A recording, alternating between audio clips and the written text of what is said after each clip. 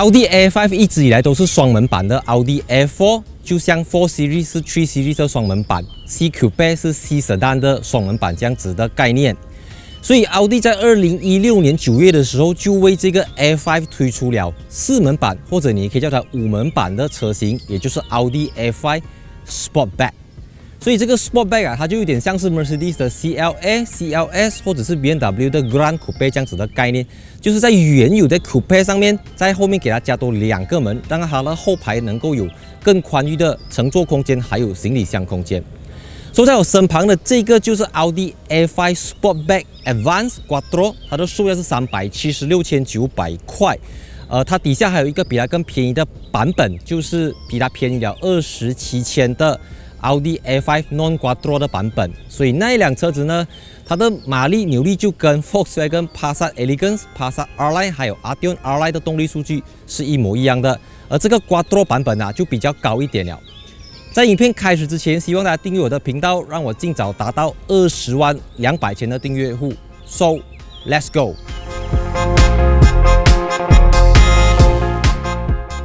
其实，在我身旁的这个奥迪 A5 Sportback 已经是一个升级改款版了，在2020年底的时候就已经在马来西亚推出了。然后最明显的就是，你可以从它的车头造型感觉到，它就采用了奥迪的跑车造型，有点像奥迪 TT、奥迪 R8 这样子的 look。所以简而言之，它就是把它的 front grille 设计到更加的扁、更加的矮，然后更加的 wide。这边采用了很多黑色那种 high gloss black 的材质，还有 chrome。当然，奥迪的 logo 都是用上了 chrome， 所以整个看起来是非常的 atas， 而且旁边还有 quattro。所以不管是那个349,000的奥迪 A5 还是这个367,000的奥迪 A5， 他们都标配了 Matrix LED 大灯，还有 LED 车尾灯。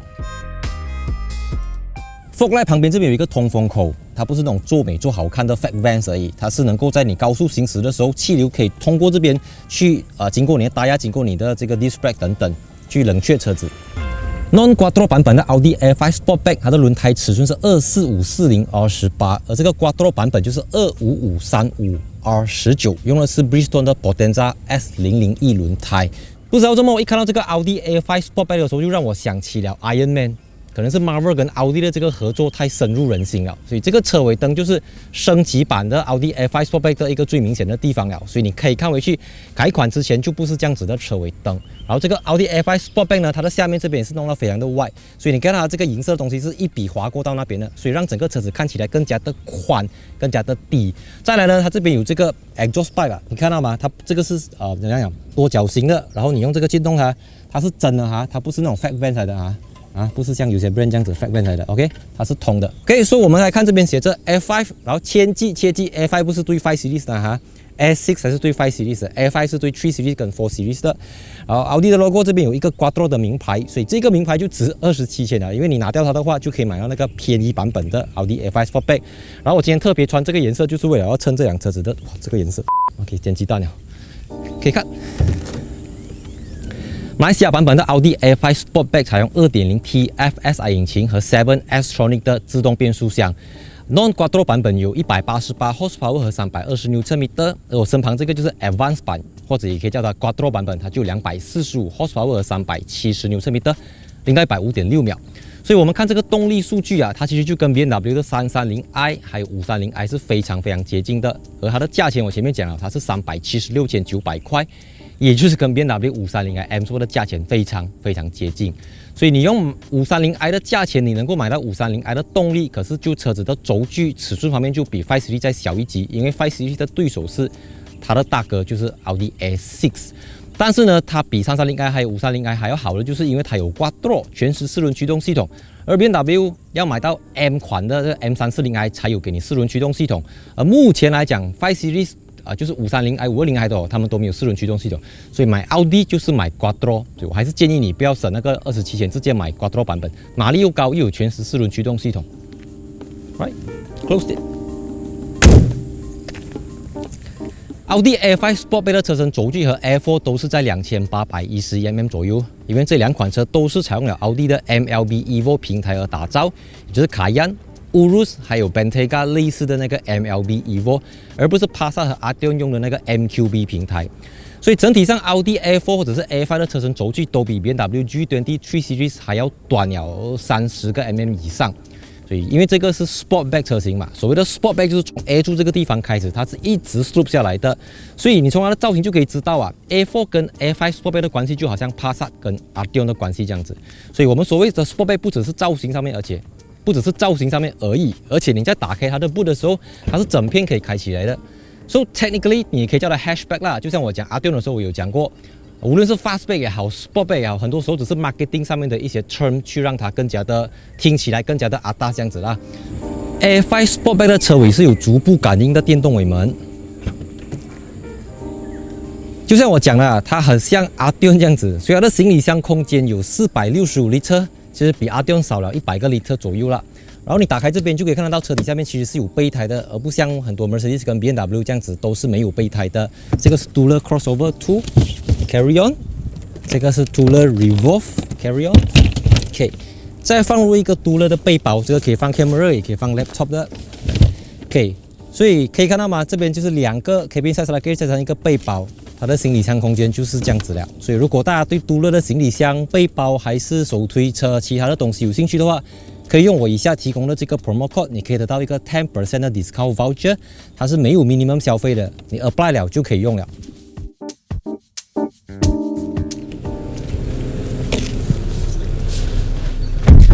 俗话讲，有一好没有两好，你赚到了 Sportback 的流线型造型，你就要牺牲掉后排的头部空间。我的身高是178cm。如果我坐直的话，我的头是已经动到这个车顶了的，不是头发，是我的头皮已经是在后脑勺这边摩擦了。可以说你坐斜一点的话就还好，做腿部空间的话，也不是说很宽敞啦，翘脚是勉强刚刚好而已。因为其实这个奥迪 A5 Sportback 啊，它是比那个 A5 Coupe 还要长了100个 mm， 然后车顶加高了15个 mm。所以，如果你要拿同级别的对手来讲的话，你说 3 Series 或者是 C Class 来比，肯定就比它大很多。帕萨也比它大很多啦。然后后面这边有2个冷气出风口，整个造型就跟帕萨那个非常的像。阿邦阿爹嘛，对不对？这边有一个扶手，然后2个杯架。除此之外，这边还有一个储物的空间，可以给你来放手机啦。但是没有 USB port 的哈 ，USB 你只有这边这个12V 的 socket， 可以。然后因为这个是一个 Sportback 车型或者是 Hatchback 啦，所以你可以从这边就能够去开你的这个60/40的分离琴导功能。OK， 所以讲回头啊，毕竟 A5 始终是一个 Coupe 车型 ，Sportback 也只是比较长一点的 Coupe 这样子而已，所以你并不能够用价钱去衡量它的空间。就像我前面讲了，它卖376千，你已经可以买到 530i， 你已经可以买得到 E300， 可是买奥迪的话，你是买到第一级的 level 这样子啦。如果你把它当成是一个 coupe， 然后再给你多2个很宽敞的后座，你就觉得这个价钱可以。可是如果你要用5 Series 跟 E-Class 来比，就不用比了。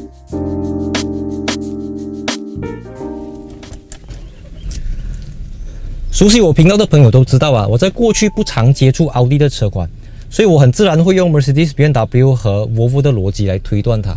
那这个奥迪 A5 Sportback Facelift 让我觉得最有趣的地方就是它把中央扶手的这个旋钮给抽掉了。就原本那边是有一个好像 BMW、Mazda 这样子的一个旋钮，它抽掉了，只保留了一个 Volume Button。所以它抽掉过后，这边就放成一个可以给你拿来放大力的这个格子吧，有点奇怪啦，因为通常车子都是从没有旋钮变成有旋钮，奥迪是把旋钮抽掉，给你完全用 Touchscreen。因为它现在这个是一个非常先进的荧幕啊，是10.1寸的 MMI Navigation Plus， 然后是基于 MIB3 的作业系统，不是 Men in Black 啊。所以这一套系统里面，它的整个运算能力是非常的快，无论你用 Android 都用 Apple CarPlay， 然后去调整这个车子的驾驶模式，奥迪的 Drive Selected， 所以你可以选择各种驾驶模式 Efficient、Comfort、Auto、Dynamic 跟 Individual。然后透过 Individual 这边，你可以去选择 Efficient、Balance 跟 Dynamic。Steering 是 Comfort、Balance 跟 Dynamic， 然后 Engine Sound 你可以有3种选择。然后你从这边就可以发现到这辆车是不能够调整悬挂的软硬的，因为它是采用 Sport Suspension 运动化悬挂。然后再来这个奥迪的另外一道招牌菜，奥迪 Virtual Cockpit， 只是这个是新的 Virtual Cockpit 了，它的像素是1920×720，几乎是一个 Full HD 的奥迪 Virtual Cockpit 了，所以你可以整个显示导航地图 Android Auto， 然后你的所有东西都可以透过这边来显示。这个很明显的它是比那个Volkswagen 的 Digital Cockpit 还要来的大很多啦，因为讲都是哥哥嘛，对不对 ？OK， 然后这边有这个 Auto Hold、Electronic Parking Brake， 然后 Fire Charging 没有。OK， USB Type C 呀，这边有一个 USB Type C 的接口啊，这边一个 USB 正常的接口，还有12V 的 socket。OK，so 从侧边你就能够看到这个10.1寸的荧幕，它是非常的薄，就像 iPad Air 这样薄，所以它后面是没有好像某个品牌的电视机这样的啊。可以说我们讲回这辆车子的主动式安全辅助系统方面啊，你记得哈，它是376千，它没有这个 AEB Front Collision Warning。它也没有 Blind Spot Monitoring， 也没有 Adaptive Cruise Control， 它有 Cruise Control， 不过不是 Adaptive Cruise Control， 它只有一个叫 Active Lane Assist， 就是所谓的 Lane Departure Warning 这样子的东西啦。所以就像我前面讲的，因为它始终是一个 CBU 的车款，所以这些 spec 你很难去跟然后 CKD 的车子可以用更便宜的价钱给到你更多的 spec， 而 CBU 就要考量到市场 ，OK， 它可以所有东西都加给你，加到400-500千，可能你也未必会考虑它。所以3个重点 ，Quattro。Audi Virtual Cockpit， 还有这个 MMI Navigation Plus 的系统，这可以调整上下、前后。OK，Memory Seat， 电动座椅，2个都是电动座椅，没有天窗，没有 Bang Olufsen 180瓦，10多个 speaker 的 Audi Sound System 了。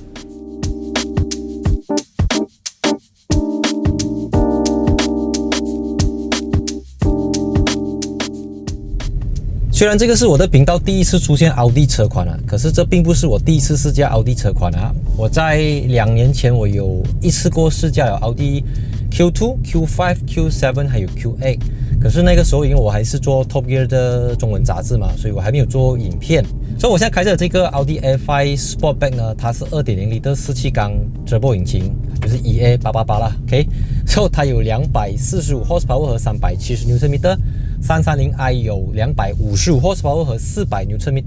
所以总的来讲，这个动力数据是比 BMW 330i 稍微少了一点点这样子。然后0到100是 5.6 秒，但是跟 BMW 最大的不同是 BMW 是8速的自动变速箱，它就是 7-speed 的 S-tronic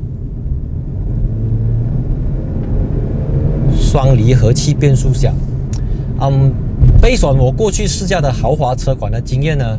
我觉得奥迪A5 Sportback 啊，就这一款车啦，无论是同级的3 Series、5 Series， 或者是C Class、E Class 都好，我觉得它有一点东西是 Mercedes 跟 BMW 都不告以来的，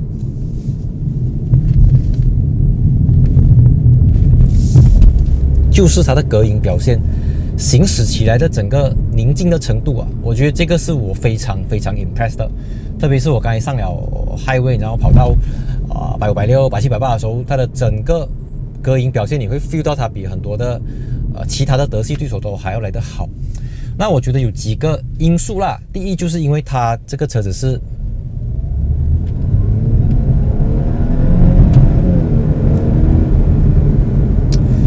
用了很多的 Ultra High Strength Steel 高刚性的钢材虽然别的品牌可能也有，可是用在奥迪身上你会觉得整辆车子很实在。然后也有可能是因为是 CBU 整容进口，不是在马来西亚本地组装，所以就整个风切声各方面处理到，我觉得是比同级别的对手都还要来得好。这个我个人是非常的满意。再来，很 smooth， 初期的 smooth 柴油。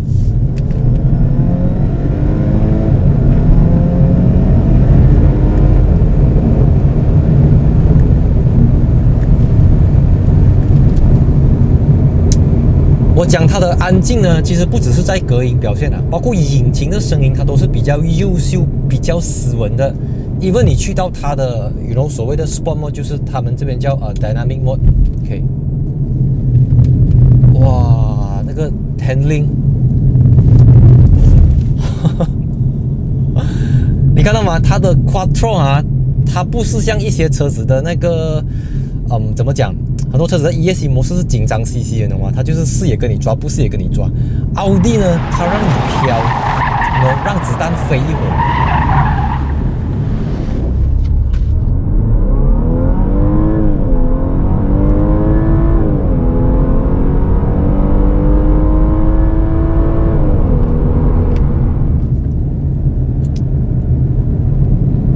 它好驾到我讲不出话，懂吗？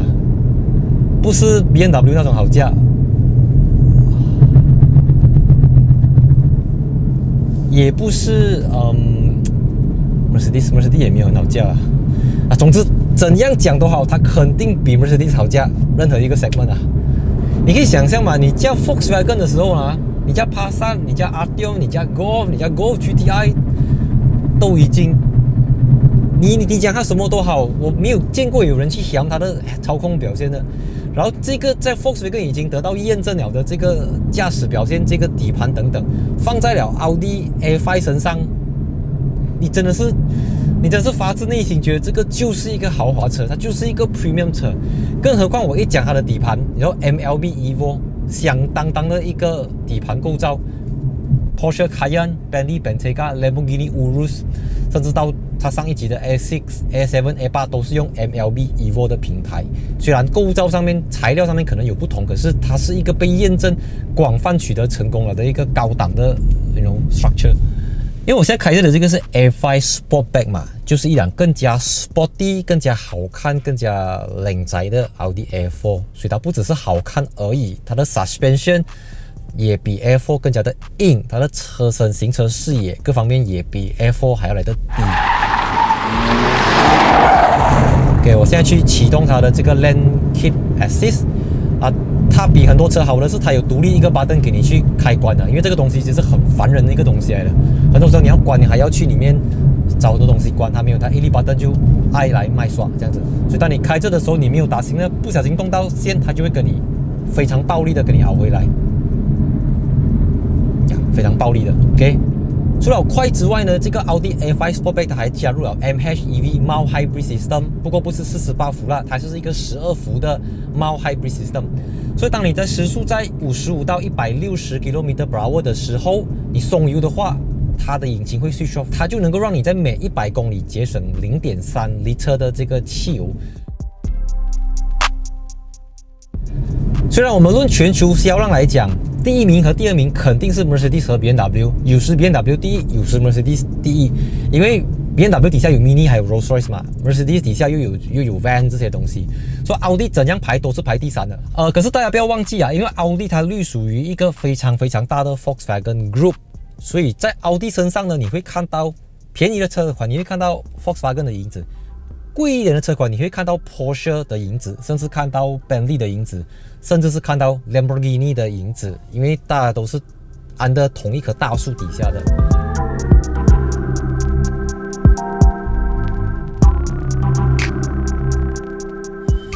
3年前我入行的时候，第一件事情就是把所有马来西亚有售卖的车子的价钱表跟 spec 给罗列出来。所以在那个时候呢，我就对奥迪这个品牌产生了非常多的问号，因为刚好2018年头我上班的时候，很多人就告诉我说，奥迪的 marketing 部门已经退出了马来西亚。所以从2018年、2019年、2010年到2011年这期间，不论是我写杂志还是我做 YouTube 影片，都很多人一直问我奥迪。其实很多时候是有苦难言啊，不懂怎样跟你们讲啊，因为这个媒体工作是有一个蛮复杂的层面在里面的。所以，我今天试驾这个 Audi A5 Sportback 是用我过去试驾，我不知道有没有30-40还是40-50辆的 Mercedes 还有 Volvo 和 BMW 的经验来评断这辆车子，当然还有包括它的小弟 Volkswagen 的车款啊。所以毫无疑问呢，这辆车子我们就不用讲价钱了，因为大家都知道 Volvo、BMW 跟 Mercedes 在马来西亚都有本地组装，而且绝大部分的车型都是 CKD 本地组装，而奥迪清一色 100% 都是 CBU 整装进口，所以每一辆车呢，奥迪都会比同级别的 Mercedes 跟 BMW 贵了一个6万到8万，甚至超过100千都不出奇，因为税就是这样子，不是他要卖你这么贵，是国家就是抽这么高的这个 tax。所以奥迪 A5 对我来讲，它是一个非常安静、非常有力，然后操控性能不会输给 Mercedes， 甚至可以跟 BMW 比拟，可以跟 BMW 比美，可以媲美 BMW 的一个操控表现。外观造型上面，我个人也觉得它比 Mercedes 好看，也比 BMW 好看。还没就这个极具这个级别的车子。所以综合来讲，我希望接下来未来有机会你会看到我试驾各种各样不同类型的奥迪。所以记得 subscribe 订阅我的频道，让我尽快达到20万200千的订阅。And see you in my next video. And 3, 2, 1, cut. 12點半 Testing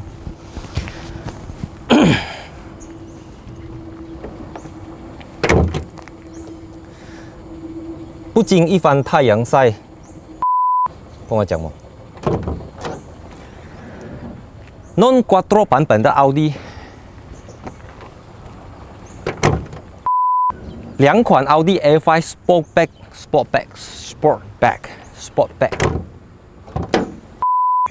不经一番烈日晒，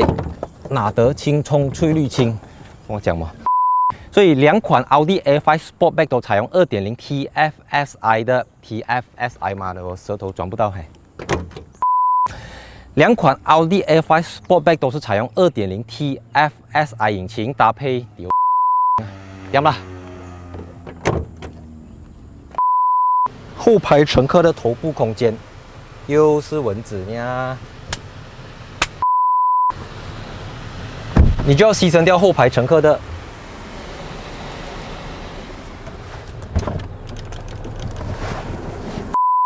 所以你可以它离你的手比较近啦，你不用像其他的车款这样很高，所以你很能够就能够，你很能够就能够，你很能够就不能讲我了。看，既然都把 luggage 拿出来了，我就放下去第2排。OK， 所以你可以透过这边就知道后排的腿部空间到底是有多少。价钱这样贵，怎么可能